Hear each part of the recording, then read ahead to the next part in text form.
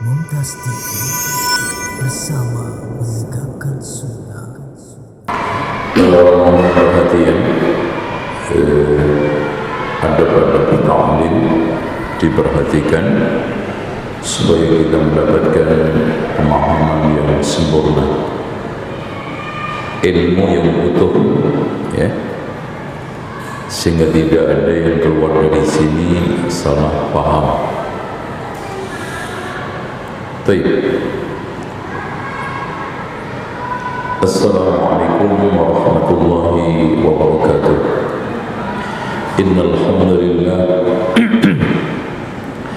nahmaduhu wa nasta'inuhu wa nastaghfiruhu wa nastahdihi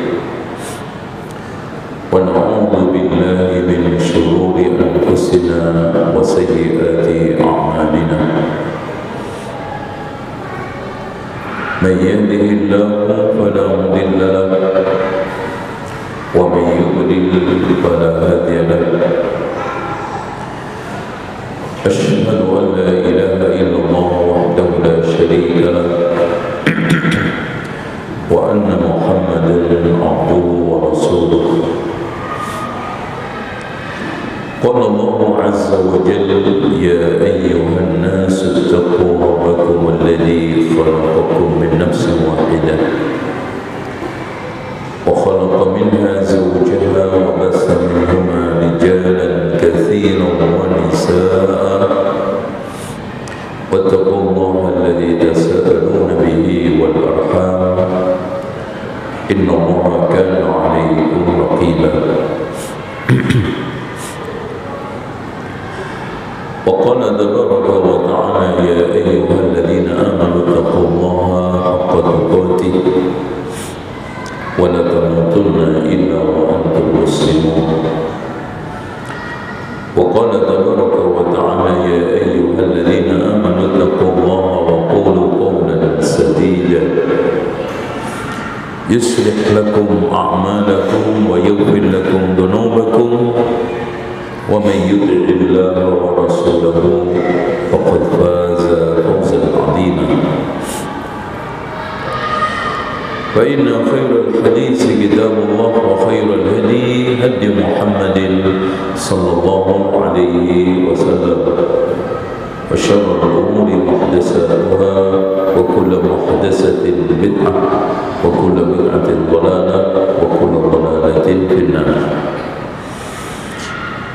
Ibu-ibu ummahat yang terutama hadir di majlis Masjid Ibnu Hajar secara offline, yang semoga Allah merahmatinya, dan para pemirsa TV-TV sunnah yang merilai secara online, mudah-mudahan keberkahan hidup terutama pagi hari ini sampai nanti malam menyertai kita. Semoga kehadiran kita ikhlas tulus mencari ilmu di dalam rangka untuk menghilangkan kebodohan. Karena kata Imam Ahmad ketika ditanya kenapa kita itu mencari ilmu, apa tujuannya mencari ilmu? Untuk menghilangkan kebodohan diri kita dan kebodohan orang lain. Itu tujuan utama. Karena kejahilan atau kebodohan itu adalah penyakit dan obatnya adalah ilmu. Terutama kebodohan di dalam masalah agama. Itu bahaya. Penyakit yang paling krusial, penyakit yang paling berbahaya adalah kejahilan, kebodohan. Makanya kaum jahiliyah dulu itu sumber kejahatan, sumber keburukan, sumber berbagai macam ketimpangan. Karena apa? Karena kejahilan dia.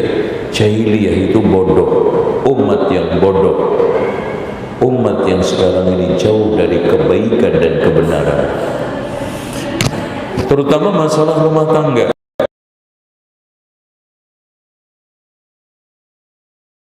Pakai nafsu, pakai emosi, pakai perasaan, bukan pakai ilmu, bukan pakai agama, Disitulah titik masalahnya. Makanya di kesempatan ini kita akan sampaikan 20 tips yang itu dasarnya adalah dari Al-Quran dan Sunnah ilmu, supaya rumah tangga kita ini bisa memantik harmonika di dalam kehidupan ini. Yang pertama,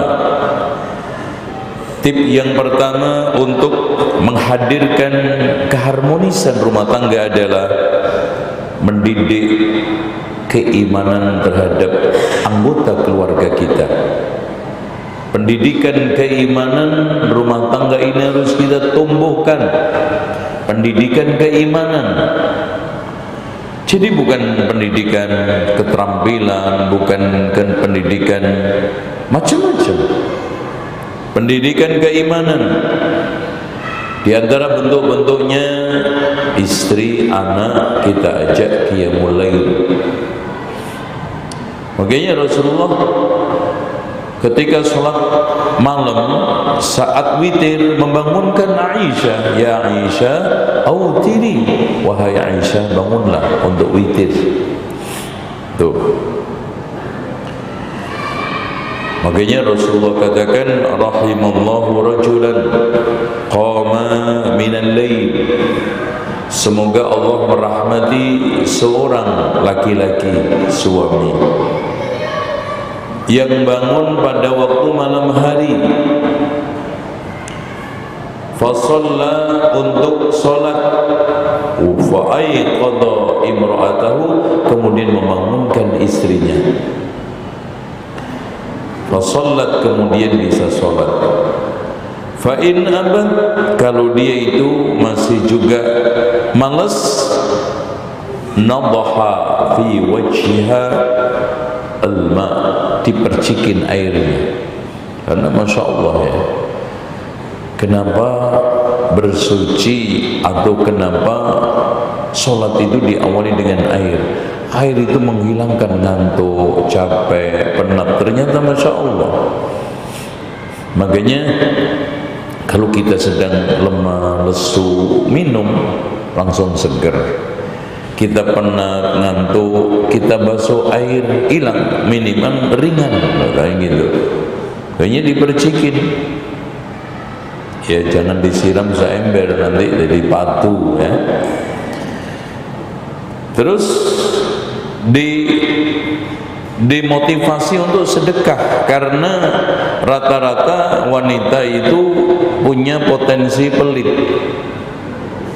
Jangan senyum-senyum ya, punya potensi.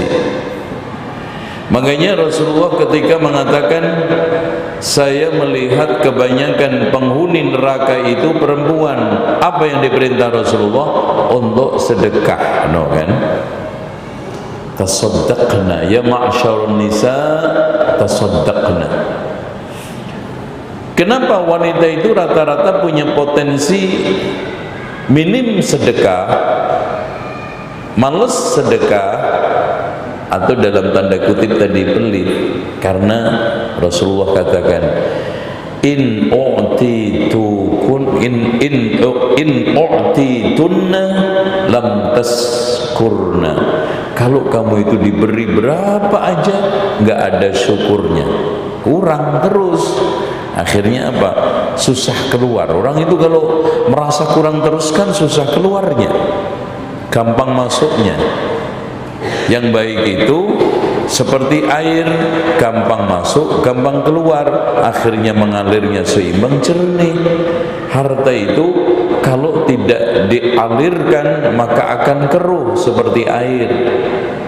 Itu ya. Gimana Bu? Paham nggak? Ada orangnya nggak ini ya?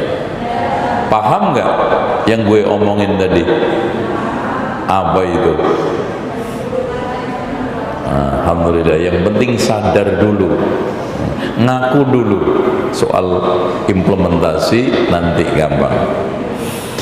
Oke, lanjut kata Rasulullah, in ubtulitunna lam tasbirnya. Kalau kamu diuji nggak sabar, nah nih, diberi nggak syukur, diuji nggak sabar, kan jadinya pelit. Wa in umsika alaikunna, kalau dikurangin dikit kebaikannya, apalagi belanjanya, ya. Apa? Syakautunna, ngeluh sana, ngeluh sini. Nah, gitu kan?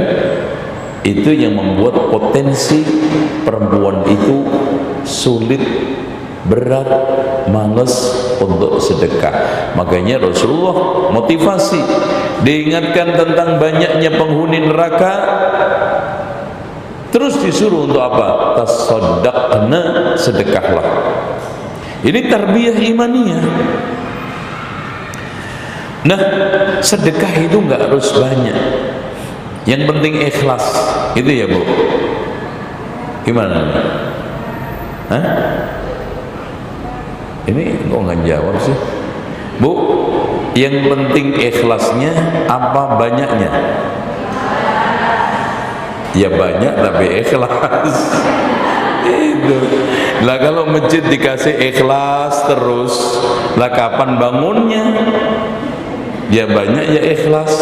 Ada kadang-kadang suka ngeles, Pak, saya itu kalau sedekah banyak nggak ikhlas Pak, kalau dikit ikhlas. Itu kan gitu. Ya udah, masjid kasih ikhlas, gitu ya. Masjid itu butuh ikhlas apa butuh duit? Nah itu dakwah itu butuh yang supportnya supaya lancar, duit, karena di sana ada kekuatan ekonomi yang menentukan jalannya Islam dakwah. Oke. Tarbiyah caranya ya kita ada manapun. Anak juga dilatih ketika mau beri pengemis, ya anaknya disuruh nih kasihkan. Atau ada sumbangan di masyarakat atau di ini, kita latih dulu, tidak melihat besarannya, tidak melihat kuantitasnya, yang penting rutinitasnya dan sikap kedermawanan kita. Ini karena ini ternyata butuh dilatih Bu, untuk memberi itu. Orang itu kenapa butuh dilatih? Karena biasanya orang itu senangnya dikasih, bukan senangnya mengasih. Senangnya itu diberi, bukan senangnya itu memberi. Kalau dikasih orang kan senang banget, kalau ngasih orang senep banget, kan gitu ya. Ya seneng, wow alhamdulillah, wah mukanya semringah. Kenapa Mbak? Masya Allah, saya dapat oleh-oleh hadiah dari temen, dia baru aja datang dari Singapura. Tuh, begitu manusia rata-rata. Makanya di Islam, di Al-Quran itu banyak perintah anjuran untuk sedekah, untuk infak, terutama yang wajib yaitu zakat. Itu nomor 1. Nomor 2, cara untuk menumbuhkan harmonika, untuk menciptakan keharmonisan rumah tangga supaya islami. Nomor 2 adalah memperhatikan dikir-dikir rumah. Dikir masuk rumah, maksudnya baca apa Bu? Kalau masuk rumah ngapain biasanya? Terima HP, marah-marah, baca apa? Bismillah. Kalau keluar, Bismillahi tawakkaltu 'ala Allahi la haula wala quwata illa billah. Ketika udah naik kendaraan safar, subhanalladzi, Allahu akbar, Allahu akbar, Allahu akbar, subhanalladzi sakhkhara lana hadza wa ma kunna lahu muqrinin wa inna ila rabbina lamunqalibun. Allahumma inna nas'aluka fi safarina hadzal birra wat taqwa wa minal amali ma tarda. Allahumma hawwin 'alaina safarana hadza watwi 'anna bu'da. Allahumma anta as-sahibu fi as-safari wal khalifatu fil ahli. Allahumma inni a'udzu bika min wa'sa'i safar wa ka'abatil manzar wa su'il munqalab fil mali wal ahl. Kalau pergi ke masjid, Allahumma ja'al fi qalbi nura wa fi lisani nura wa fi basari nura wa fi sam'i nura Allahumma ja'al min bayni yadayya nura wa khalfi nura wa an yamini nura wa an shimali nura wa min fawqi nura. Zikir, apalagi ditambah zikir pagi sore, Masya Allah. Apalagi ditambah yang lainnya, ada kajian, Masya Allah, rumah jadi barokah. Nomor 3, ya, kita percepat karena takut nggak habis ini 20 nanti. Nomor 3, sering-sering membaca surat Al-Baqarah di rumah. Karena kata Rasulullah sallallahu alaihi wasallam, la taj'alu buyutakum maqabir. Janganlah jadikan rumahmu itu seperti kuburan. Layaknya kuburan, ibu lihat kuburan enggak? Enggak ada aktivitas ibadah, rungsep, sepi, angker. Terus apa lagi? Gimana Bu? Ciri-ciri kuburan. Sepi, angker, rungsep, apa? Hah?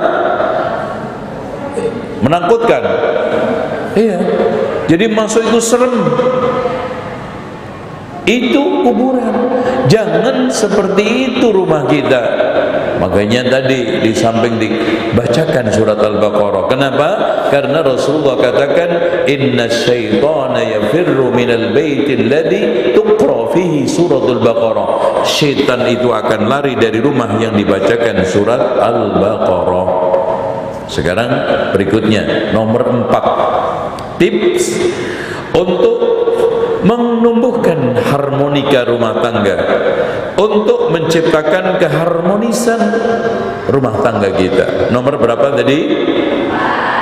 4. Mengadakan taklim di rumah. Tidak harus ngundang tetangga. Sekarang gini, suami istri, anak kalau lagi libur, yo Pak atau B, sekarang baca Riyadhus Shalihin, satu hadis.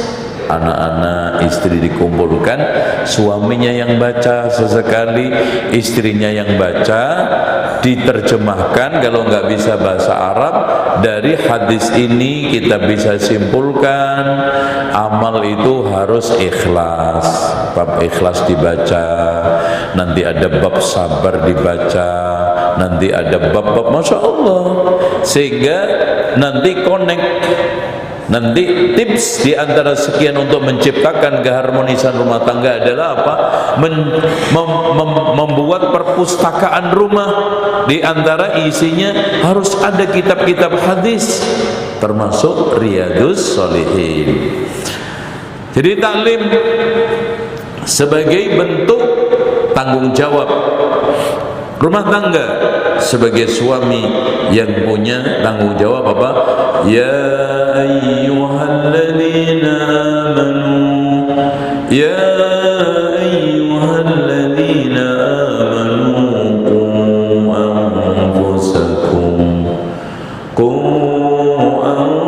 anfusakum wa ahlikum nara. Ya ayyuhalladzina amanu qu anfusakum wa ahlikum nara. Itu yang dipanggil siapa? Ayah. Yang dipanggil siapa? Suami. Bertanggung jawab menyelamatkan anak istrinya dari neraka dengan cara, di antara sekian cara, ngadain kajian kecil, mini. Apalagi ada liburan Harpitnas, Hari Kecepit Nasional, ya, kumpul anak, ada kerja bakti, bersih-bersihin rumah, mandi bareng, sarapan bareng, habis itu baca Riyadhus Shalihin sambil ngantuk, ya, terus tidur. Nah, intinya kita harus ciptakan itu. Allahu Akbar, indah jadinya. Makanya kata Rasulullah, salasatun lahum ajran, ada 3 orang yang mendapatkan pahala berlipat. Masya Allah. Siapa? Di antaranya warajulun kanat indahu ammatun fa'addaba fa'ahsana ta'dibahu. Masya Allah. Seorang yang memiliki budak, kemudian dia takdib, dia didik dengan baik, dapat pahala apalagi anak istri. Jangan kegiatannya itu cuma makan-makan, bakso, ya boleh, tapi ada siraman rohani, ngaji bareng sama istri, ngaji bareng sama suami. Masya Allah, top. Bahkan Rasulullah SAW pernah memberikan waktu khusus untuk kajian wanita-wanita dari kalangan sahabiyat. Oke. Sekarang tip yang berikutnya, nomornya ibu aja yang ingat ya, saya nanti nggak perlu nomori. Nomor berikutnya, membuat perpustakaan Islami di rumah. Ya, sekarang kitab tafsir bisa ada, pokoknya ada semua. Tafsir ada, fikih ada, akidah ada, kemudian akhlak ada, buku hadis ada. Itu tapi kan gak harus banyak.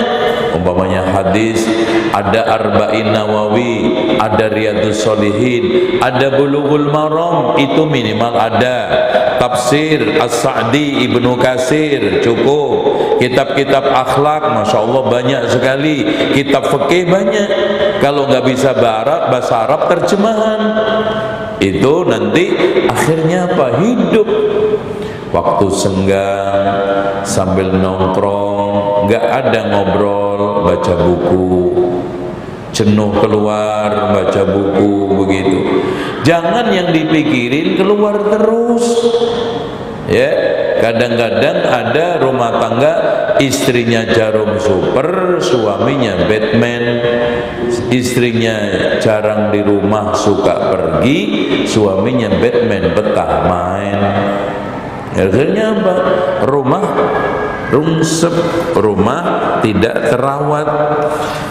Oke, tip berikutnya, membuat perpustakaan audio visual. Jadi TV itu diciptakan karena mungkin nggak bisa menghindar. Itu setel kajian-kajian Islam, TV-TV ahli sunnati wal jamaah. Itu terus kalau memang sekarang ini punya audio visual itu dibikin. Di sana ada video-video pendidikan untuk mengajarkan huruf-huruf kepada anak, nomor-nomor, bacaan-bacaan, terus mungkin kisah-kisah para rasul, para nabi. Itu kan menarik buat anak. Oke? Oke enggak? Oke, nomor berapa? Nomor berikutnya berapa? Dihitung sendiri. Berikutnya, ngundang orang soleh sesekali ke rumah, ustaz atau siapa, untuk memberikan tausiah supaya nggak kelihatan sedikit. Mungkin tetangga atau sanak famili diundang, apalagi di keluarga itu ada arisan keluarga secara rutin, ngundang sesekali orang soleh. Tuh, mungkin dikasih materi pentingnya silaturahmi, Masya Allah, mantap, biar semangat ketemu keluarga. Materi mungkin ada kemungkaran-kemungkaran sekitar di dalam masalah keluarga. Di sini mungkin pertama kali agak sedikit susah, kaku, tapi lambat laun mereka akan condong senang. Itu caranya. Nomor berikutnya, cara untuk menciptakan keharmonisan rumah tangga, mengajarkan hukum-hukum tentang masalah rumah. Contoh pentingnya sholat sunnah di rumah. Itu hukum yang harus diajarkan, ditanamkan kepada anak, istri, keluarga. Pentingnya sholat sunnah di rumah. Karena Rasulullah katakan, khairu salatil mar'i fi baitihi lal maktubah, sebaik-baik salat orang itu di rumah kecuali yang wajib, apalagi laki-laki disuruh untuk ke masjid. Kemudian yang kedua, hukum-hukum kaitannya dengan rumah. Sholat berjamaah di rumah bagi perempuan, tuh bagaimana tata caranya, tempat imamnya, apakah pakai adzan qomat, ini hukum kaitannya sholat di rumah. Yang berhak untuk menjadi imam siapa, tuh. Terus kemudian berikutnya, hukum-hukum kaitannya dengan rumah. Kalau masuk rumah orang lain harus izin. Innama ju'ilal isti'dzanu li ajlil basar. Izin ketika masuk rumah orang lain itu karena menjaga pandangan, supaya nggak ngintip. Kadang-kadang orang ngetok pintu sambil salam, sambil izin, sambil ngintip, itu nggak bener juga, ya. Karena apa? Izin itu disyariatkan untuk menjaga pandangan. Tuh diajarkan kepada keluarga. Termasuk juga bolehnya masuk rumah yang di situ tidak ada pemiliknya secara khusus tanpa izin. Contoh hotel atau tempat penitipan barang secara umum. Kalau itu nggak perlu izin, masuk aja, ambil barang, masuk aja, yang penting sudah check in. Terus kemudian bolehnya memakan di rumah teman, di rumah kerabat, ya. Umpamanya masuk ke rumah kerabat, adik, kakak, makan makanan yang ada tanpa izin, boleh enggak? Boleh enggak?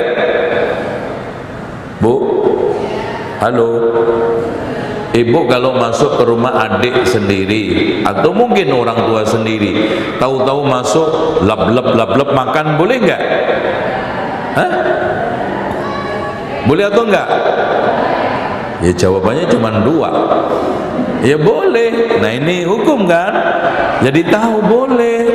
Masuk ada rambutan, ya jangan ditenteng seomyok. Makan satu, ya. Baik. Terus intinya gini, intinya selagi kita itu boleh keluar masuk tanpa izin, terus kunci bebas, maka kita boleh bebas menikmatinya sekedar menurut adat kebiasaan. Tuh, oh, jangan mentang-mentang Masya Allah ini lauk enak dibungkus kabeh, ya.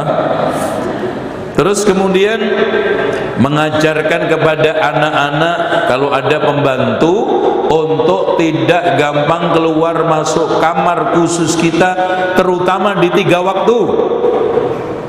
Waktunya kapan? Lihat surat An-Nur ayat 58. Ya ayyuhalladzina amanu la yasta'dhinukumul ladzina malakat aymanukum walladzina lam yablugul huluma minkum salasa marrat min qabli salatil fajr, sebelum salat fajar, karena kondisi pasti berantakan.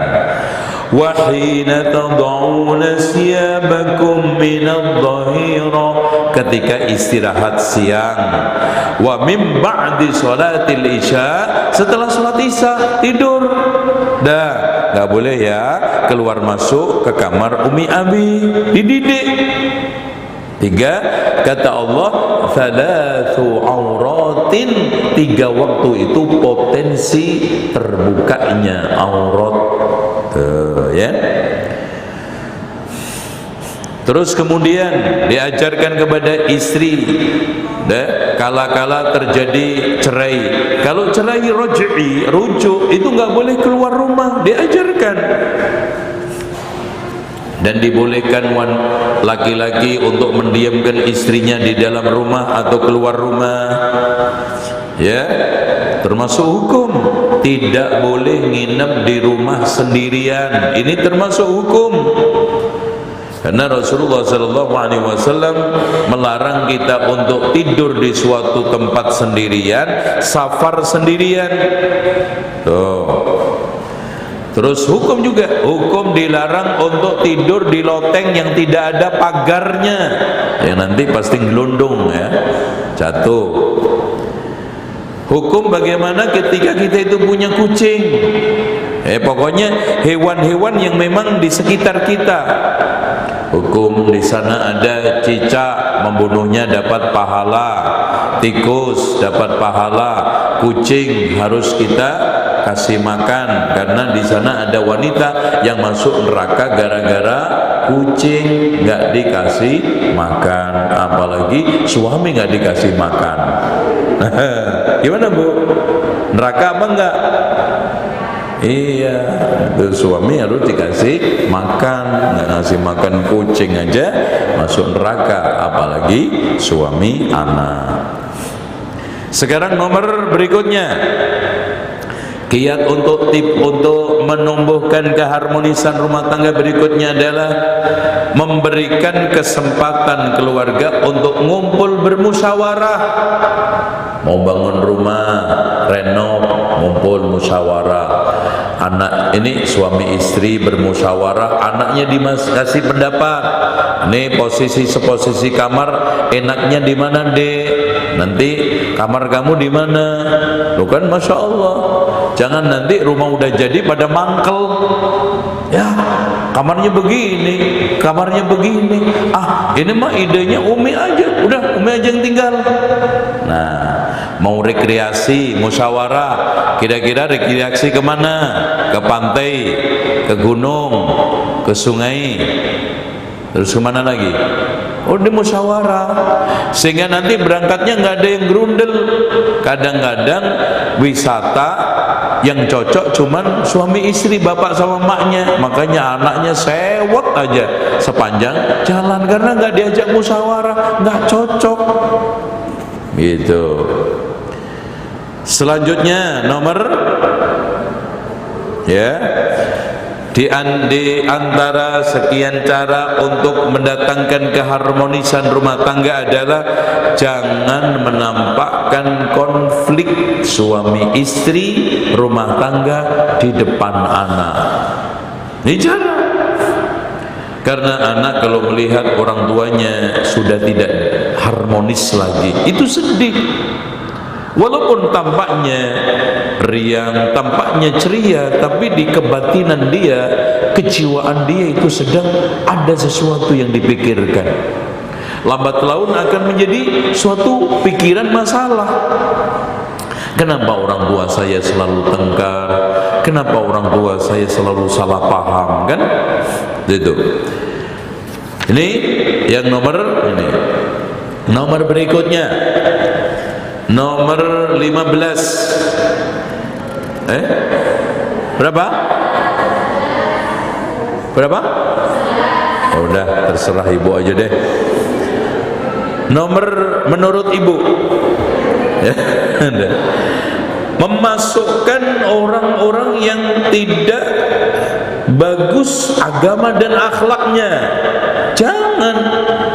Orang suka ghibah dimasukin ke rumah, akhirnya apa?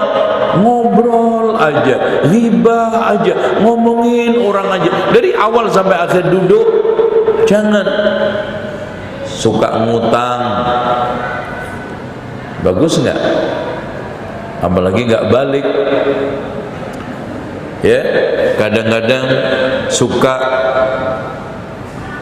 ngerayu suami orang, bagus nggak? Ya kan bagus kalau yang dideketin suami ibu. Bagus nggak? Ya udah, ngikut aja deh gue.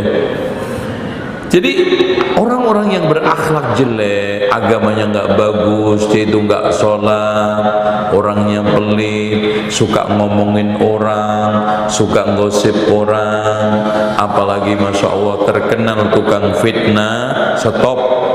Jangan masuk pintu gerbang rumah saya. Karena nanti gini Bu, masuk ke rumah yang diomongin kursinya ibu sudah nggak zaman, kulkasnya sudah nggak update, motornya sudah buntung, bajunya sudah nggak level, dan repot nanti. Mendingan aman, cari almar'u ala dini khalilihi, orang itu tergantung agama temannya. Masya Allah. Seperti itu. Hanya hati-hati milih teman, apalagi orang tersebut jelas-jelas tidak disukai suami kita untuk masuk rumah kita. Stop. Tuh ya.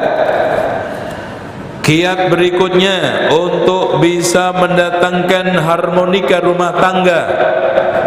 Harmonika rumah tangga ya, adalah kita lebih sering di rumah dan mengawasi kondisi rumah. Tuh, nomor berikutnya. Sering di rumah dan mengawasin. Sekarang kursinya kotor, dibersihkan, barang-barang berantakan, dirapikan. Kadang-kadang Masya Allah rumah kayak kapal pecah, onderdil dalam, yang kaos dalam, katok dalam, kaos kaki berantakan di ruang tamu. Akhirnya giliran ada tamu, repot kan, rapiin ini, ngerapiin itu, ternyata masih ada satu tersisa, katok dalam nyangkut di kursi. Coba gimana tamunya? Kedap-kedip enggak? Iya. Jadi kita sebagai pengelola rumah tangga, terutama ibu, itu yang jeli, yang rapian, bersihan, kan enak. Dimanapun bu, orang itu kalau rapian, bersihan itu melihat itu enak. Badannya rapian, bersihan, enak dilihat. Rumahnya bersihan, rapian juga enak dilihat. Nggak rungsep. Makanya rumah itu bukan soal eksotiknya, bukan soal modelnya, bukan soal sekarang arsitekturnya, tapi perawatan, pengawasan dan penjagaan simple, bersih, rapi. Kan ada istilah berapa? 5R. Apa aja? R apa? 5R. Rapi, terus rajin, terus resik, terus rungsep. R berikutnya apa? Ringkes. Rumah itu yang ringkes. Jangan Masya Allah pintu almari baju 5 pintu nggak diisi, ringkes saja 2 pintu cukup. Sandal juga begitu, jangan banyak-banyak, rusak ganti gitu aja. Kadang-kadang numpuk sandal sepatu, Masya Allah, rumah akhirnya kelihatan rungsep. Udah gitu mukanya juga rungsep. Nah yang terakhir apa? R yang terakhir apa? Udah tadi, rajin udah, rapi sudah, resik sudah, ringkes sudah, terus apa? Ramah apanya? Apa? Jangan ruwet ini. Ramah, ya nggak apa-apa, terserah. Itu. Tapi yang tepat aja, jangan ramah sama sembarangan orang, nanti malah nggak beres. Nah, terutama mengawasi anak nih, mengawasi, sering di rumah ngawasin anak. Satu bu, teman mainnya, tempat mainnya, alat mainnya, terutama kalau sudah gede, apalagi sudah punya HP, tolong diawasi akun-akun anak. Karena kadang-kadang anak itu berbeda di dunia nyata dengan di dunia maya. Dunia nyata alim, pendiam, Masya Allah. Ternyata ketika di dunia sosmed, Masya Allah, tengil banget, tengil ya. Apalagi sekarang ibu-ibu ini, orang tua sekarang dituntut untuk mengawasi anak di dunia offline dan di dunia online. Kalau zaman kecil-kecil kita dulu dibiarin 1 hari bu, paling banter main bebek di sungai, main yuyu di sawah. Jauh-jauh paling ke kampung sebelah. Sekarang ibu biarkan anak kita di dunia online, bisa nyampe Amerika, bisa nyampe Australia, bisa nyampe mana saja dalam hitungan detik. Makanya diawasi. Dan jangan diberikan HP menjadi milik sebelum lulus SMA. Paham nggak? Kok nggak jawab nih? Ketahuan semua ini kayaknya. Jangan-jangan anaknya dibikinin grup WA ini. Oke, gitu. Jangan. Terus kalau ngawasi anak itu jangan terlalu ketat, kentara ya. Mau kemana? Sama temannya. Terus nanti jam berapa? Tepat ya, awas. Kalau nanti lambat 1 menit aja, kunci nanti pintunya. Jangan kelihatan anaknya itu diawasi. Cara ngawasin teman-temannya gimana, Bu? Gini, Bu, dengerin. Kalau ingin mengetahui, mengawasi teman-temannya dia, undang aja sesekali liburan umpamanya. Anaknya umpamanya namanya Abdurrahman. Kalau nanti liburan tolong ajak 5 teman kamu, nanti ibu masakin masakan yang enak, gue bikinin bakso. Nanti pasti dia akan mengajak teman-teman dekatnya tanpa berasa, tanpa kita harus tunjuk-tunjuk, oh ini teman-teman anak saya. Oh kan ketahuan, tanpa kita harus apa, korek-korek. Itu caranya. Jadi ngawasin anak itu jangan kaku, ngawasin anak itu jangan streng, ngawasin anak itu jangan merasa anak itu tertekan. Ya. Sehingga anak nanti kehilangan kepercayaannya, serba diawasi, serba takut. Wah, nanti gue dimarah-marah tuh sama mak lampir. Mak lampir siapa? Mak gue. Loh kan? Maknya dikasih gelar mak lampir karena cerewet. Oke, nomor berikutnya ya, mengawasi alat-alat yang haram. Ini belum nomor berikutnya ya, masih penjelasan tentang sering di rumah dan mengawasi hal-hal yang sekarang haram, yang lebih ini ada mungkin narkoba, mungkin pacaran, mungkin juga nasallallahu al-afiyah, dia main musik macam-macam, ke dugem, ke diskotik, ini diawasi. Nomor berikutnya, untuk tips menciptakan keharmonisan rumah tangga adalah memperhatikan anak ketika di rumah, mendidik anak ketika di rumah. Apa yang harus ditekankan? 1, hafalan Al-Qur'annya disesuaikan dengan tingkatan-tingkatan umurnya. Sering dikasih kisah-kisah yang real. Kisah Al-Quran ada Zulkarnain, kisah Al-Quran dan ada Ya'jud Ma'jud, kisah para rasul, para nabi. Masya Allah. Terus jangan membiarkan anak keluar dengan sembarangan. Itu mendidik anak nih, ya. Jadi bagian daripada pendidikan dan perhatian orang tua kepada anak, tidak membiarkan los keluar masuk. Terus memperhatikan alat main atau media-media permainan. Contoh yang mirip dengan makhluk dihindari karena nggak boleh. Atau yang ada unsur musiknya itu nggak boleh. Diperhatikan. Belum lagi nanti diperhatikan dari sisi kesehatannya.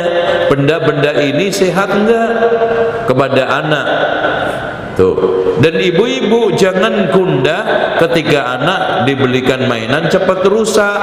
Kalau ibu ingin membelikan mainan enggak cepat rusak, awet, yang dibelikan embahnya. Nah itu ya, karena disimpan pasti. Yang namanya anak penasaran, yang namanya anak eksploratif, yang namanya anak dia pingin dengan mainan itu bisa mengekspresikan bakat dan minat. Wajar.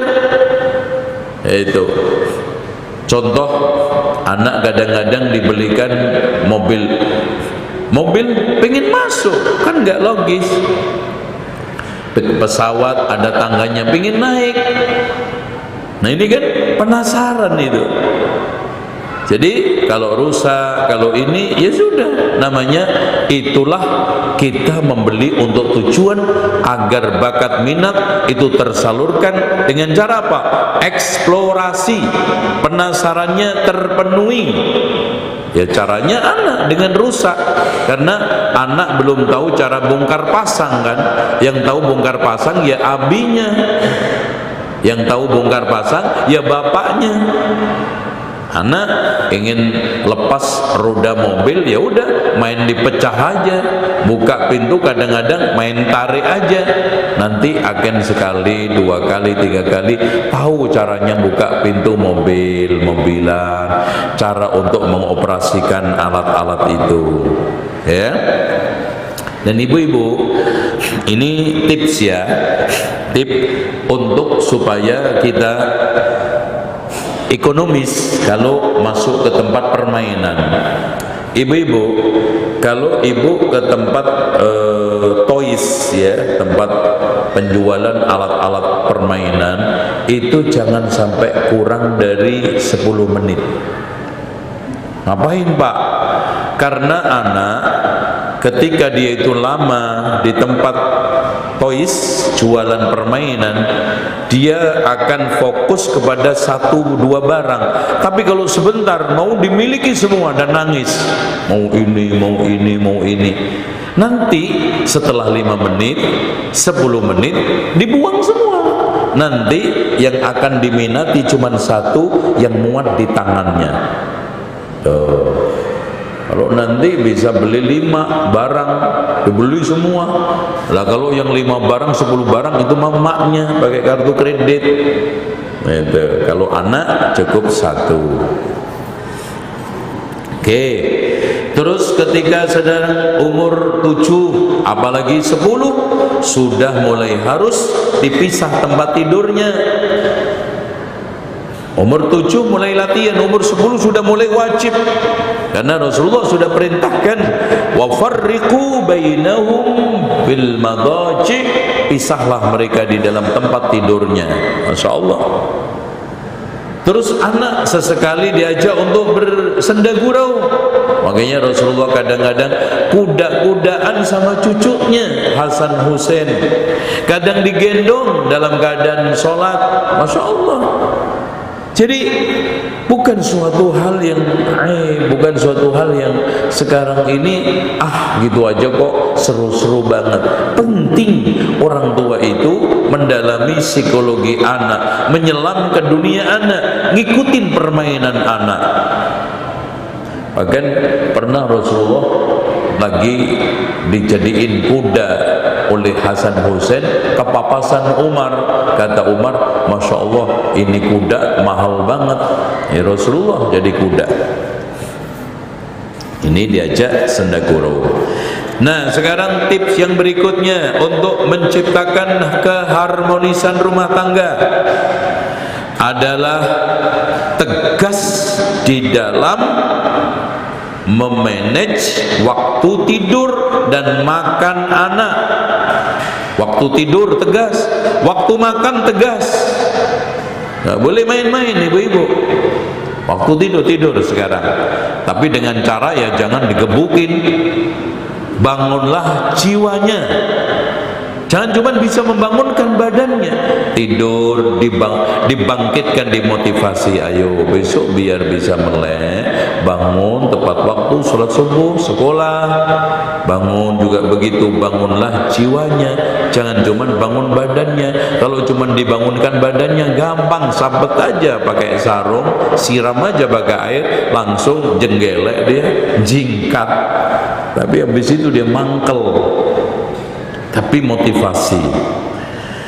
Jadi orang tua harus tips. Di antara sekian tips untuk menciptakan keharmonisan rumah tangga adalah apa? Tegas di dalam waktu tidur dan makan anak. Tegas, makan sekarang. Ayo makan.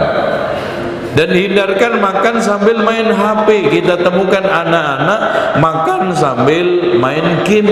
Nikmatnya di mana? Bahkan saya pernah nemuin di salah satu rumah makan anak kecil, mungkin TK sambil main game sampai sendoknya itu nyasar ke hidung, kan nggak bagus, nggak jadi daging, nggak nyaman, nggak nikmat. Biasakan anak itu menikmati makanan. Jangan makan sambil main HP game. Ya, tidur tepat waktu, makan tepat waktu, begitu. Itu insya Allah akan disiplin berikutnya. Berikutnya, ketika sekarang istri harus kerja di luar rumah, tip untuk menciptakan keharmonisan rumah tangga. Ya, aslinya ibu-ibu, wanita itu di rumah. Kemuliaan akan terwujud ketika mereka itu di rumah. Dan berbagai macam kebaikan-kebaikan itu kata Allah, waqarna fi buyutikunna, memperhatikan maslahah rumah, menjaga mengawasi kondisi rumah, merawat mendidik anak, terus kemudian menyiapkan keperluan-keperluan suami ketika datang dari kerja, maslahat. Makanya sampai jihad digugurkan, sholat Jum'ah digugurkan, sholat jamaah digugurkan, tidak wajib supaya fokus di rumah. Tapi ada sebagian wanita yang terpaksa secara kondisional harus kerja. Nah, ini satu syaratnya. Selesaikan dan tangani dengan baik tugas-tugas rumah. Kedua, mencari kerja yang sesuai dengan kodrat wanita. Tiga, carilah kerja yang aman dari fitnah. Empat, pulang pergi tetap menjaga fitnah, tidak bersolek, apalagi dandan sampai menor, minyak wanginya kayak malaikat subuh, masya Allah. Itu apalagi di sana memang ada lini-lini kehidupan yang terpaksa harus ditangani oleh ibu-ibu, seperti mengajar, seperti dokter kandungan, macam-macam, mau nggak mau. Nah, itu diperhatikan dengan baik. Berikutnya, tip untuk menciptakan keharmonisan rumah tangga adalah menjaga rahasia dan privasi rumah tangga. Hati-hati, terutama suami ya Bu ya. Suami jangan sekali-kali ibu lakukan tiga ini. Satu, jangan rendahkan profesinya. Dua, jangan membicarakan keluarga besarnya suami. Tiga, jangan bongkar privasi suami. Ya, ada kebiasaan-kebiasaan yang tidak menyenangkan. Contoh, suami kalau makan suka buka baju. Iya mbak, masya Allah suami saya itu kalau makan kayak kebo, nggak pernah pakai baju, malu-maluin. Diceritain ke tetangganya. Itu, iya memang suami saya memang baik, cuman satu ini, aduh ngilu banget. Tuh, jangan.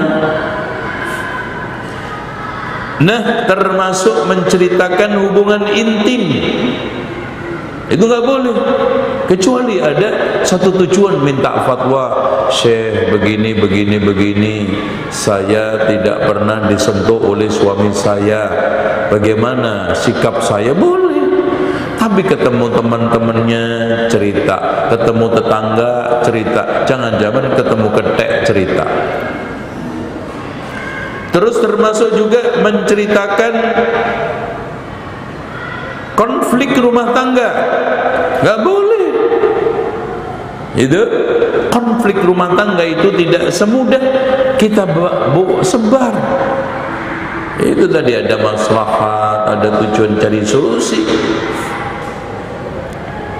Ya, dan termasuk membongkar hal-hal yang spesial, hal-hal yang khusus rumah tangga. Ada hal-hal yang spesial, ya, suami istri punya hal-hal yang spesial. Mau spesial itu positif atau negatif, jangan mudah cerita, Bu. Contoh, Masya Allah mbak, suami saya itu maka pokoknya deh. Nanti akhirnya apa? Ketika si istri ini tidak diperlakukan seperti ibu, nanti akhirnya dongkol, kesel, suami dia jadi sasaran. Oh mbak, Masya Allah, pokoknya urusan ini mbak, satu ini mbak, urusan duit, suami saya itu udah plong, gak pernah mikir kasih berapa, gak pernah ini, gak pernah itu, pokoknya ngalir kayak sungai Bengawan Solo. Akhirnya apa?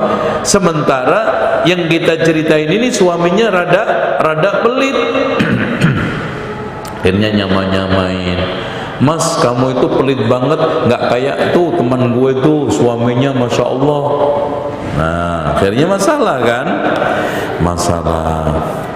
Begitu juga masalah-masalah hubungan yang ya mungkin ada, subhanallah, sekarang suami istri sedang menikmati romantis kehidupan, romantika kehidupan, ya pokoknya romantis, ya sayang. Sementara dia cerita kepada orang yang sedang apa? Disharmonika, konflik, bahkan sekarang sedang terjadi kondisi parah-parahnya. Nah itu paham? Sekarang berikutnya, nomor terserah ibu. Yang penting jangan sampai nomor 2, nomor 3, nomor 4 aja. Oke?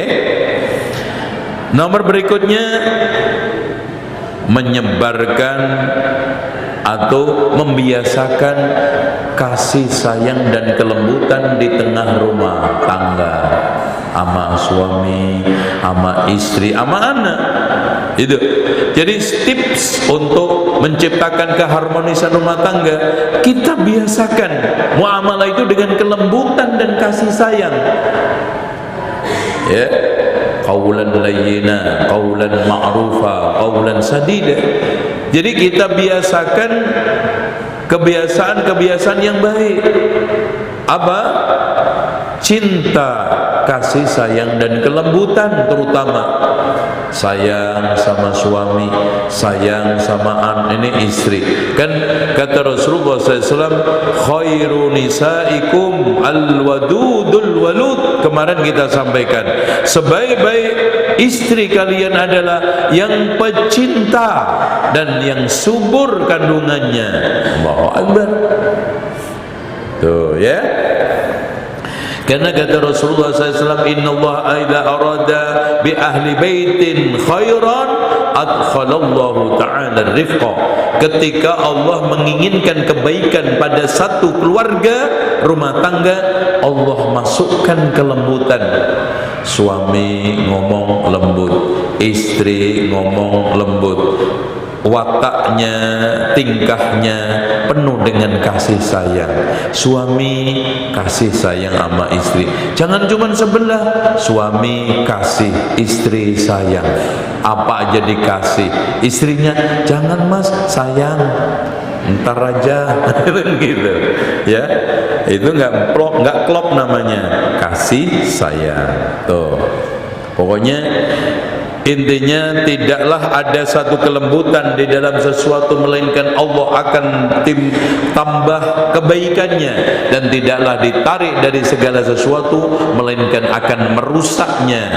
Maka kita ciptakan satu kondisi akhlak, perilaku, cinta, kasih sayang dan kelembutan di tengah keluarga, sehingga anak itu santun, anak itu juga sayang, anak itu bicaranya juga lembut, tidak kasar, apalagi beringas, apalagi apa? Blingsatan. Tuh. Langkah berikutnya untuk menciptakan keharmonisan rumah tangga adalah adanya kerjasama suami istri dan anak untuk menunaikan tugas-tugas rumah tangga.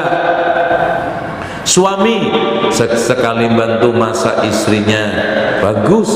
Sesekali membantu nyuci, sesekali kita bersih-bersih rumah bareng sama anak, suami istri. Masya Allah, ini akan menciptakan keharmonisan di dalam rumah tangga.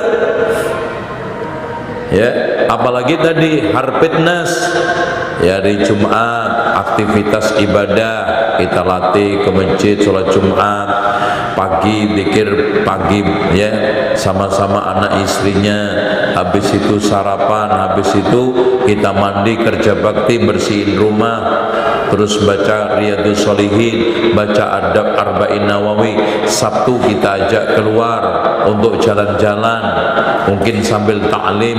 Nah, Minggu juga begitu, mungkin sambil ta'lim. Dan ada waktu khusus untuk suami istri jalan bareng tanpa tujuan. Jalan bareng tanpa tujuan itu ternyata sangat efektif untuk memecahkan kebosanan rutinitas yang membosankan. Itu jangan ada tujuan. Mas, ayo jalan-jalan ke Pecel. Nanti ngos-ngosan. Ayo dong segera. Kapan nanti? Tutup, repot, padet. Nah, streng lagi. Mau refreshing malah patuh. Kalau ada tujuan, udah jalan-jalan aja. Kemana? Udahlah keluar cari angin. Angin kan di mana aja ada kan. Itu jalan, nyasar juga nggak apa-apa. Sampai capek sambil ngobrol. Nah, nanti ketika sudah capek cari masjid. Mas, ayo mampir masjid, sholat duha kalau pagi, wudhu, sholat duha. Nah, baru nyari pecel, baru nyari tempat untuk nongkrong, ngobrol. Suami istri yang sekarang ini dimakan kesibukan, yang sekarang jarang ketemu, kan enak, jadi refresh. Tadi dikompak lagi dengan masjid, sholat duha pagi, habis itu makan. Itu cara untuk menghilangkan kepenatan, kebosanan, rutinitas yang tidak menyenangkan. Tip berikutnya, nomor berapa? Ya, kita harus bersikap apa ya? Tadi lembut sudah, bersikap apa ya? Kuro itu apa sih? Jenaka ya, jenaka. Kita itu jangan streng terus gitu loh, guyon. Tapi guyonnya itu jangan kebablasan. Kadang-kadang guyon, senda gurau atau apa namanya istilahnya ya? Apa sih, Bu? Bergurau apa? Humoris. Iya, humoris. Jadi kita itu jangan tegang, jangan streng, jangan kita itu sepaneng. Harus sesekali itu humoris, tapi guyonnya yang pas. Gitu. Kadang-kadang ada istri humoris, suaminya orangnya itu serius banget, akhirnya humornya nggak tepat, tersinggung. Gitu. Mas, yuk keluar dong. Itu tadi gurau, coba nanti jalan-jalan kek beli emas. Akhirnya suaminya emas lagi loh, mata lo juga, padahal cuman guyon. Gurau mas, nggak serius, tenang aja, sirsan aja, serius tapi santai. Tapi kamu juga gitu-gitu, katanya gurau, katanya ini juga minta emas beneran ke Jengsen. Nah itu, jadi senda gurau itu harus hati, tapi harus jenaka, harus humoris, harus ada saat-saat kita itu saling melempar apa guyonan, sehingga apa, suasana itu beda. Itu. Selanjutnya nomor berikutnya adalah muqawamatul akhlaqur radiyah fil bait, mencoba untuk menghilangkan kebiasaan-kebiasaan buruk di rumah. Jangan kita juga frontal, tidak. Kita pelan-pelan. Ini ada kebiasaan pelit, hilangkan. Ada kebiasaan sekarang sholat tidak tepat waktu. Ada kebiasaan yang negatif, umpamanya sering marah-marah, sering teriak-teriak. Ada kebiasaan di rumah itu kurang begitu komunikatif. Masa suami minta bikinin teh aja pakai WA? Dek, bikinin WA. Masya Allah, ngumpul di rumah, di depannya pakai WA. Untung mending suami di atas, istri di bawah, istri di atas, suami di bawah, rumahnya loteng, pakai WA itu. Tuh, ya. Ada hal-hal kebiasaan buruk, suami perokok, mungkin suami gemar musik, mungkin suami suka chatting sama janda, bagus enggak? Enggak. Kebiasaan-kebiasaan buruk ini dihilangkan, tapi dengan cara yang hikmah, dengan cara yang bijak. Tuh, yang terakhir cari sendiri. Nomor 20, ternyata ini banyak yang tidak diperhatikan oleh kaum muslimin, yaitu apa? Menggantungkan cambuk di rumah. Tujuannya untuk membuat efek jerah, untuk menakut-nakutin keluarga kalau dia sedang dalam keadaan menyimpang. Cukup 20 tips, insya Allah kita telah sampaikan secara ringkas dan mudah-mudahan bisa dipahami. Yang paling penting adalah kita bisa praktekkan, tapi nggak usah kita itu drastis semuanya, nggak mungkin. Satu-satu kita cicil yang bisa, yang mudah. Contoh, kita tata mulai perpustakaan rumah kita.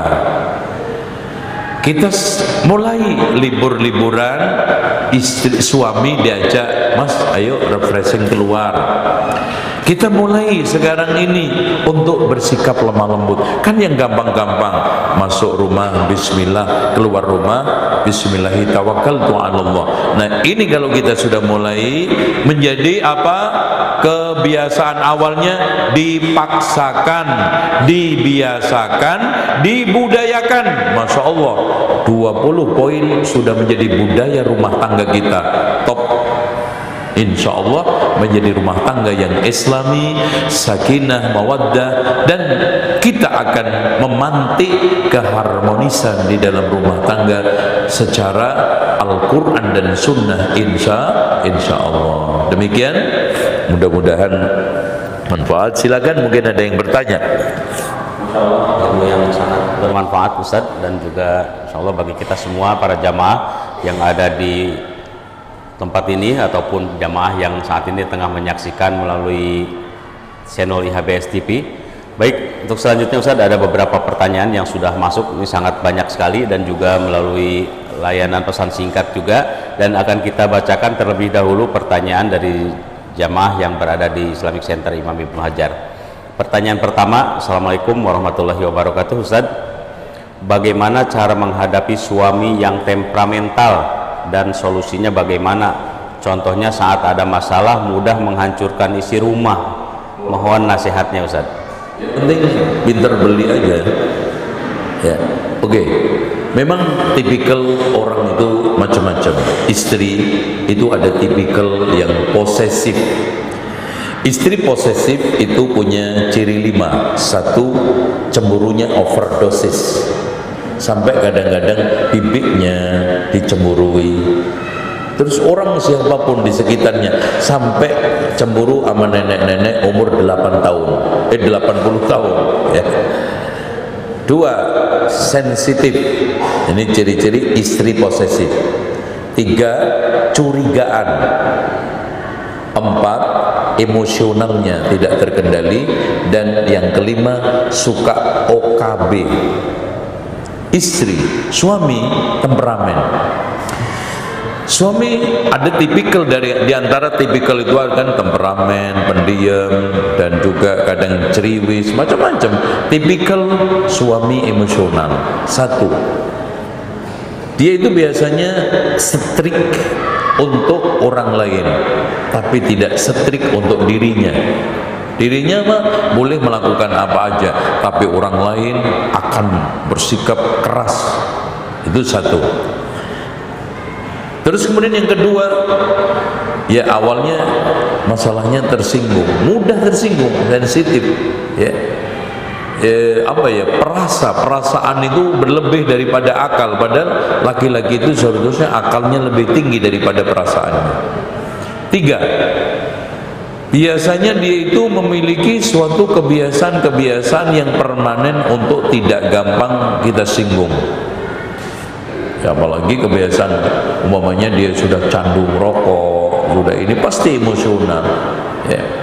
Terus yang keempat, wataknya itu keras, ya, keras, dan bahkan mungkin banyak sering terjadi KDRT. Ya. Kemudian yang kelima, dia itu sangat egoisme. Pokoknya cinta terhadap dirinya itu berlebihan. Lalu yang keenam, ini yang paling berbahaya ibu-ibu. Kalau komunikasi itu minta menang sendiri dan emosional, itu. Nah, watak-watak suami seperti ini kan harusnya dulu dipahami sebelum menikah, ta'aruf sebelum menikah, dan kita harus jeli. Kalau ibu siap maju, kalau enggak baru jangan tahu sekarang. Tapi memang watak itu terutama perempuan itu tidak gampang terlihat di awal-awal pernikahan. Makanya ibu-ibu tolong diperhatikan, pasca pernikahan problem itu muncul karena 5. 1, mulai ketahuan watak masing-masing. Nih, 1, mulai muncul. Dan bahkan munculnya itu kadang ada yang lambat, ada yang cepat. Kedua, masalah dengan mertua. Ketiga, punya konflik dengan keluarga besar suami atau istri. Keempat, masalah keuangan. Yang kelima, masalah wanita atau pasangan lain. Ya, sampai pada yang ada yang selingkuh macam-macam, naudzubillah. Ini sumber masalah, rata-rata seperti itu. Nah, bagaimana cara untuk menyelesaikan? Nah, ini baca buku saya, judulnya Kebiasaan Buruk Pemicu Perceraian. Gak mungkin saya jawab dengan 1-2 jawaban. Tapi secara umum gini, Bu. Secara umum jaga suami istri ini 4. 1, adanya tanggung jawab akan kelangsungan rumah tangga. Kalau tidak, ini potensi bubar tinggi. Kedua, adanya kemauan dan kemampuan untuk menyelesaikan masalah rumah tangga secara tuntas dan bijaksana. 2, 3, ciptakan komunikasi yang hangat, harmonis, dan saling timbal balik. 4, ditulis nggak? Ditulis nggak nih? Ditulis atau bengong? Yang keempat, ajukan tuntutan yang kompromistis, ya, kebutuhan yang realistis. Tuntutan jangan sekarang ini meledak-ledak, kaku, harus kompromis. Kemudian setelah itu ibu kan sekarang tawarannya begini, ibu mau terus atau tidak? Kalau mau terus cari. Pasti Bu, setiap kelemahan itu ada kelebihan. Suami mungkin temperamen, tapi Masya Allah gampang luluh. Suami mungkin marah-marah, tapi ternyata hatinya itu sayang, cuman sayangnya ini belum tergali, belum ada pemantiknya. Coba ibu cari pemantiknya. Apakah dandanan saya? Apakah tampilan saya? Apakah cara ngomong saya? Cara menyelami jiwa suami saya? Ini dicari. Insya Allah dengan cara seperti itu ketemu. Wallahu a'lam.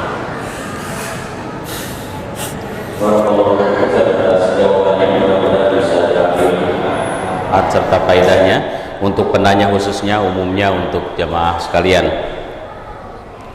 Baik, untuk Untuk selanjutnya pertanyaan dari pemirsa IHBS TV yang tengah menyaksikan acara ini. Pertanyaannya, Assalamualaikum warahmatullahi wabarakatuh. Semoga Allah senantiasa merahmati dan menjaga Ustadz. Amin. Pertanyaannya, mohon diberikan nasihat Ustadz ketika suami mendapatkan istri yang lebih baik dan banyak ilmu agamanya, bahasa Arab dan hafalannya dari hafalannya. Lalu berikutnya, sementara suami lulusan pendidikan formal biasa, sedangkan istri lulusan pondok pesantren. Mohon beri nasihat bagi suami agar tetap dapat memimpin dan mendidik dengan baik di saat istri lebih banyak maklumat keilmuan dan hafalannya dibandingkan dengan suami. Jazakallahu khairan. Begini, asalnya suami itu harus lebih kuat dalam segala-galanya. Karena apa? Allah mengatakan ar-rijalu qawwamuna 'alan nisa. Laki-laki itu pemimpin, pengendali, pengarah, pembimbing. Makanya cukup aneh ada seorang laki-laki menikah ingin mendapatkan bimbingan dari calon istrinya. Gimana kebalik-balik? Walaupun tidak tertutup kemungkinan dan nggak ada masalah, seorang perempuan mungkin lebih paham, lebih mengerti tentang agama dari suami, nggak ada masalah. Tapi tadi tujuan menikah jangan seperti itu. Nah, sekarang kita sudah menghadapi satu realita. Apa sikap istri yang seperti itu? Satu, jangan terkesan menggurui, supaya kepemimpinannya ini nggak hilang, Bu. Menggurui. Karena ada kadang-kadang tahu dikit itu sok, tahu dikit gurui. Kemudian yang kedua, ibu harus terus membantu untuk menegakkan kepemimpinan dia. Jangan digrogotin karena mentang-mentang saya lebih paham, saya lebih mengerti. Tegakkan maksudnya bantu suami ini tetap bisa menjadi pemimpin yang baik, pemimpin yang kuat, pemimpin yang bisa membimbing. Kemudian yang berikutnya, motivasi dia untuk berakselerasi cepat. Jangan dibikin dia di bawah terus. Dikasih kesempatan untuk kursus, dimotivasi. Kalau taklim udah masih ikut aja, ayo kita berangkat. Jangan malah dikendori. Dari situ insya Allah akan berakselerasi. Ciptakan perpustakaan di rumah, dimotivasi suami untuk membaca buku meskipun terjemahan, gak ada masalah. Sehingga dari situ pelan-pelan suami itu isi, sehingga dia bisa menegakkan ya ayyuhalladzina amanu qu anfusakum wa ahlikum nara. Itu insyaallah yang bisa saya jawab. Allahu a'lam bishawab. Jawabannya mudah-mudahan bisa dipahami oleh penanya dari pemirsa IHBS TV. Baik, untuk selanjutnya akan dibacakan pertanyaan selanjutnya dari jamaah yang berada di Masjid Islamic Center Imam Ibnu Hajar. Pertanyaannya, Assalamualaikum warahmatullahi wabarakatuh. Ustadz, bagaimana dengan suami yang tidak bisa menerima atau membenci anak yang dibawa istrinya, mungkin pernikahan kedua Ustadz ya, sampai dengan menyuruh anaknya untuk dikasih ke orang lain, padahal sebelum menikah suami tahu bahwa dia sudah punya anak dan katanya mau menerima. Lalu bagaimana sikap istri kepada suami yang seperti ini? Syukran, jazakallahu khairan. Memang itu problem, tapi bagi seorang muslim setiap problem itu pasti ada solusi. Oleh karena itu di sini harus saling mengingatkan, saling memberikan pemahaman. Dan istri juga jangan terlalu menekan suami cepat-cepat untuk menyayangi seperti menyayangi anak sendiri. Karena nggak mungkin, karena tidak ada hubungan secara biologis, hanya ada hubungan secara psikologis. Ya, biologis nggak ada, psikologis ada. Dan untuk menciptakan kondisi psikologis itu nggak bisa ditekan, dipaksakan, tapi yang ada adalah dikondisikan. Kondisinya bagaimana? Ya anak, ayo kamu hormati ini ayah, abi, seperti menghormati ayah kamu, no kan? Terus anak juga diciptakan ya membantu ya. Anak ini juga hormat, anak ini santun, insya Allah lama-lama iba bu. Makanya yang harus kita kondisikan anaknya. Mungkin saja anaknya ini kurang dekat, anaknya ini belum merasa sampai hari ini sebagai bapaknya. Nah gitu. Ya tidak akan bisa sempurna seperti anak yang punya hubungan biologis, tetapi psikologis, secara psikologis bisa menerima, secara psikologis ada obrolan, secara psikologis ada apa? Komunikasi. Itu ya. Yang terakhir, ibu jangan mencari titik-titik kesenjangan dan runcing antara anak dengan bapak ini anak bawaan ini, tapi carilah titik temunya. Insya Allah dengan cara seperti itu kita akan dapatkan pelan-pelan. Baik, yang lain.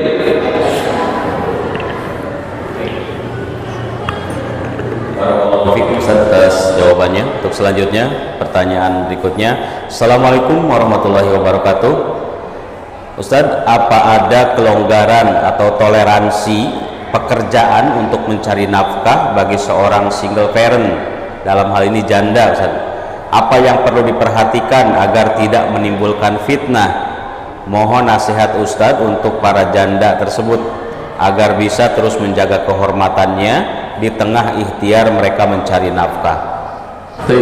Pertama, dimanapun dan kapanpun harus tetap terus meningkatkan keilmuan agamanya. Jadi pemahaman itulah akan tertata dengan baik semua segala sesuatu, termasuk jodoh, termasuk jalan hidup, termasuk muamalah-muamalah yang lainnya. Itu satu. Yang kedua, mempersiapkan diri dengan berbagai macam kemungkinan apapun jodoh nanti ke depan, yang penting agamanya. Ketiga bekerja tadi, carilah pekerjaan yang sesuai dengan kodratnya wanita. Kedua, jagalah fitnah dari ikhtilat, campur baur lagi perempuan, dan khalwah, berdua-duaan. Ketiga, jangan sampai sekarang ini menimbulkan fitnah di tempat kerja, pulang pergi menjaga fitnah. Terus kemudian yang keempat atau yang kelima terserah. Jadi yang ini adalah merupakan suatu perkara yang strategis, perkara yang harus betul-betul harus dirawat, yaitu apa? Kerjaan ini harus betul-betul menyandang pahala. Contoh, menjadi pengajar, mengajarkan Al-Quran, ya, tahfidz, tahsin, atau di dalam hal-hal yang lini fardu kifayah seperti dokter perempuan, seperti tempat pekerjaan yang memang ngurusi perempuan. Contoh, di dalam imigrasi itu dibutuhkan foto wajah perempuan. Kalau ini pekerjaannya perempuan lebih baik. Imigrasi juga begitu, ngecek wajah perempuan. Kalau sama-sama perempuan kan lebih baik, ya, dan seterusnya. Jadi carilah satu pekerjaan bukan hanya sekarang mendatangkan nafkah, menghasilkan uang, tetapi juga sekaligus bisa mendatangkan pahala dan kebaikan untuk umat, insya Allah. Baik, terima kasih Ustaz. Dan berikutnya pertanyaan terakhir sepertinya. Pertanyaannya, Assalamualaikum warahmatullahi wabarakatuh, Ustaz. Ya, ini pertanyaan dari Facebook, Ustaz. Pertanyaannya, apa Ustaz? Anak dan menantu anak kalau silaturahmi ke rumah suka numpang tidur di kamar orang tua. Apalagi kalau suami anak sedang ada di rumah. Bagaimana nasihat Ustaz? Ya intinya gini ya, jangan sekali-kali orang itu mudah pakai kamar khusus orang lain, ya. Jadi diperketat, dipertegas, diperciut. Boleh darurat, orang sedang sakit, nggak ada ini teman kamar lain. Jadi jangan bermudah-mudah. Itu satu.